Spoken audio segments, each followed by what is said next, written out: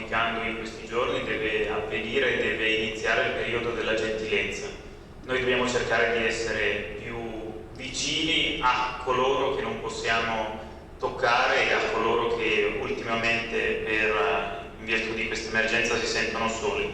Da qui la nostra idea di contattare subito il Comune di Vicenza e dare la nostra disponibilità per qualsiasi esigenza dovesse rendersi necessaria. L'idea dell'assessore è questa, quella di avvicinare il Comune e avvicinare i servizi sociali ai cittadini e dare la possibilità attraverso questo numero di telefono di ricevere risposte a bisogni quotidiani.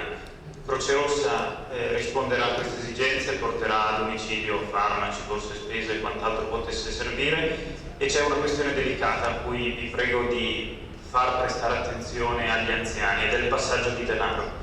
Abbiamo già avuto nel passato recente delle segnalazioni di persone che andavano a casa degli anziani soli soprattutto a chiedere consegna di contanti per fantomatiche raccolte fondi a favore della ricerca contro il coronavirus.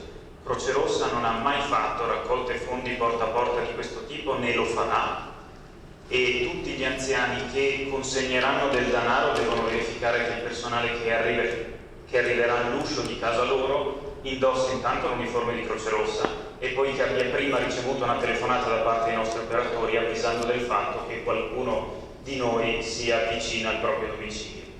Quindi è importante trasferire queste informazioni agli anziani perché ci sono stati segnalati non pochi casi da questo punto di vista.